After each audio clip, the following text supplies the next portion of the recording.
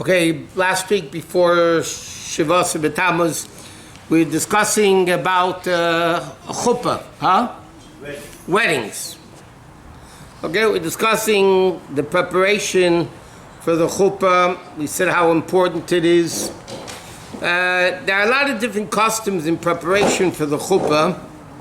For instance, in many places there's a minhag, the chassan and kala don't see each other for 7 days before the wedding. They don't communicate directly with each other. Many places the minhag is to have a shomer, a person that they don't walk outside alone in the street themselves for 7 days. Same thing applies after the wedding 7 days, which by the way, halachically is more important, that they have 7 days, they don't go alone outside in the street. They have somebody always with them. It's called a shomer, because it's a king and a queen after the chasana. So they always have somebody walking with them. So they don't, and by the way, it's from just a practical point of view, the best thing is they don't see each other a week before the wedding. Because otherwise you get into fights and arguments and everybody's nervous and everybody's like this, they can't see each other, they don't communicate. How's that different than after the wedding? Why is it different than after the wedding? You're stuck already. After the wedding it's too late. Text? Some people don't even text. In terms of the shomer, some people say you only need a few days before the wedding. The Rebbe writes in many places a week, and that's our minhag. What? Whatever the reason is, before the wedding is one reason, after the wedding is another reason. Now, years ago, it's brought down in halacha, there was a minhag only to get married in not even every month, and only in the first half of the month. Except Adar, Elul, Kislev, those months people would get married the whole month. But years ago in Chabad there was a custom, they wouldn't get married even those months they got married in, they would only get married in the first half of the month. And this brought down in Kitzur Shulchan Aruch also brings it down. And the reason for that is the Jews are likened to the moon, right? Now the first half of the month, the moon getting bigger. So it's the mazel of the Jews getting bigger. Second half of the month, the mazel is getting, the levana is getting smaller. So the mazel of the Jews are getting smaller. So that used to be many years ago, but it's already many years. I mean, even way before Gimel Tammuz, the Rebbe took off all those barriers, and the Rebbe said, when a chassan and kala get engaged, they should get married as soon as possible, as long as halachically you're allowed to get married that day. There's certain days you're not allowed to get married. Like for instance, Yom Tif, Chol Hamoed even, it's forbidden to get married. You can't get married on Shabbos and Yom Tov, obviously, but even Chol Hamoed you're not allowed to get married. You're not allowed to get married in the 9 days, Tisha B'Av. I mean, there's certain times of the year that you're not allowed to get married. But like this, a person should try, once they get engaged, they should try to get married as soon as possible. For a lot of reasons, just the best thing for everybody is that they get married right away. Okay, now, Question. yeah. What happened in Shvaisa B'Tammuz? We have 5 things that happened in Shvaisa B'Tammuz. Yeah. Only 2. One of them wasn't that they got married. Nothing to do What does with that have to do with a wedding? Huh? What does that have to do with a wedding? Nothing to do with the wedding. So why are you bringing it up? Shvaisa B'Tammuz, we have to know what is the reason we are fasting. We spoke about it Thursday night. You should have been here. Oh, Oh, okay. okay, you're right. Okay. Now, Never changed. so, no, these things never change. Tent, city, no wall, nothing changes. Okay, so now we said like this. Coming back to the day of the wedding, we learned already a chassan kala fast until after the chuppah, then they could break their fast. We discussed what happens at the chassan's tish. It's called chassan's tish is that, well, in our places, the chassan, it says a discourse, that's where they fill out the tnoim, they fill out the ksuba. Now, just to explain a little bit, those people that fill out tnoim basically literally means conditions. Years ago, and it's still done in certain places, in like Williamsburg, in those Hasidic circles, they still do tnoim at the time of the engagement. But tnoim basically was a document that both sides, in other words, the parents of the chassan and the parents of the kala, made up the tnoim, the conditions of the wedding. Who's going to give what? Who's going to pay for what? Who's going to, how much dowry, how much this, all the things of a chuppah. That was done years ago. In fact, when somebody got engaged, you would make a tnoim, it was called. Now we call it a l'chaim. But many years ago, it was called tnoim because they actually wrote it tnoim.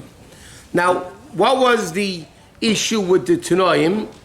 It says in Sfarim that it's not a good idea to break tnoim. If they make a condition between both sides that the chassan and the kala are going to get married with all the details, it says it's not a good thing for that to be broken.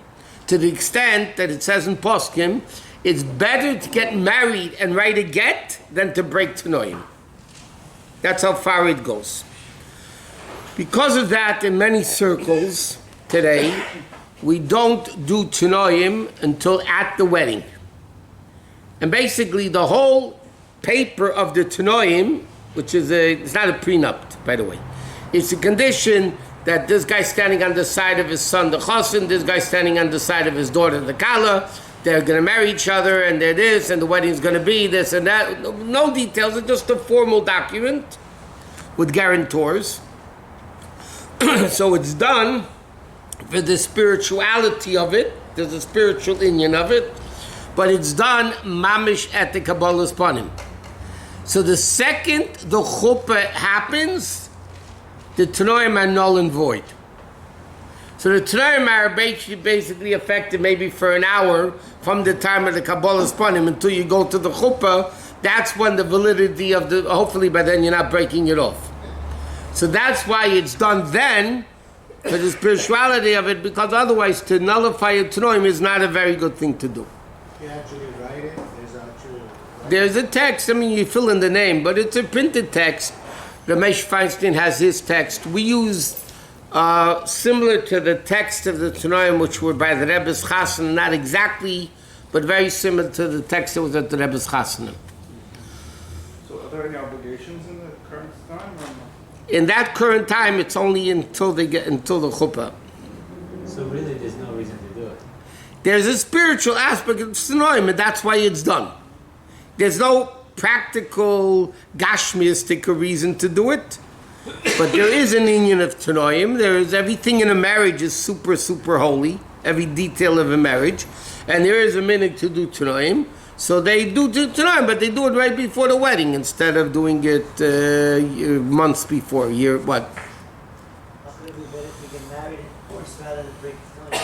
That's what it says in halacha. Poskim write that because the tnoim are basically a commitment of chassan and kala getting married. So what do we do by a l'chaim today, by the way? Break a plate. Yeah. Besides it. Or somebody who used to say here in the shul, break a head, remember? Break your head? Who used to say that? Oh, okay. You still have the ufruf proof? Yeah, we have it. Yeah. Okay, now what we do by a l'chaim is not a tnoim. In Chabad, the custom is at the tnoim, you make a kinyan from the chassan, and you make the kinyan from the kala, that they are planning to marry each other. That's all you do, no document. You make a kinyan with the chassan in front of two witnesses, and that the chassan says, I agree to marry this girl. The girl picks up the handkerchief in front of two witnesses, and the girl says that I agree to marry the boy, and then the two mothers break a plate. Even then, once there's a kinyan made, in halacha it says that if they break up, then they need legal mechila and forgiveness from each other. After the l'chaim. After the kinyan. After the kinyan, then they actually need proper mechila, and preferably in writing or text, but in writing, that they actually meichel each other for the breaking up of the shidduch, and things can go on. Okay, so Huh? even if the boy says and the girl think they're going to become engaged, but they haven't done the kinyan, and then they break up, they don't need a mechila. They don't need the same level of mechila that it says if there's a kinyan. Therefore, when rabbis are doing l'chaim, they don't think it's going to last, they don't make a kinyan. What's the idea of a I dowry? myself did that a few times. I did make a kinyan, and I was right by not doing it. What? What's the idea of a dowry we used to have in the old days? The store dowry, nadan. Nadan is in the Torah. Harbu alay meir, masan, you know, there was a... That's a ksuba or that's different? No, that's a ksuba. There's a nadan, dowry. They used to give dowry for the boys had different price tags on them. Say that Dr. Dower is called Dr. Dower because he always had a lot of dowries. Okay, if you say so. Poor daughters, no? Now, Rabbi, But if they don't do a kinyan, it's still okay? it's not okay, but you need less of a mechila. No, I'm saying for the marriage, for the... Yeah. They get married. What's You the... don't need a kinyan, it's No. just extra. The kinyan is extra. It's just the binding that the chaz and the kala are planning to marry each other. Again, years ago they would write tanoim. That was much stronger. That was already an official legal document that had an issue with it. But then they stopped now they make a l'chaim, so they make a kinyan with the chaz and the kala, and that's it. Now normally there's a din a lot of rabbis aren't aware of, by the way. In Choshen Mishpat it says that when you make a kinyan like on the ksuba, the two edim, right, they're signing there, you have to watch the kinyan. In Choshen Mishpat it says, this is the din shchunach, by the way, that who makes the kinyan with the chasen? By a ksuba. Who hands the chasen the handkerchief or the guy? Huh? That's wrong. I'm not saying b'diavad it's no good. It says in Shulchan Aruch, the Eidim are the ones that do the kinyan with the chasen. Because what do they write? They're signing their names, a kanina or a kanena, depending how you read it.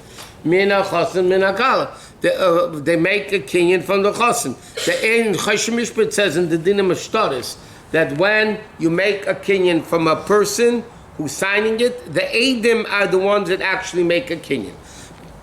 B'diavad, if the rabbi made a kinyan and the Eidim watched, so it's like they, in their presence anyway. But the proper way of doing it is that the actual witnesses make the kinyan, the acquisition, which is a legal binding, by the way. When you pick up a handkerchief to legal binding, suba more so than the tnoim or whatever it is, it's legally binding to everything mentioned in the document. Okay.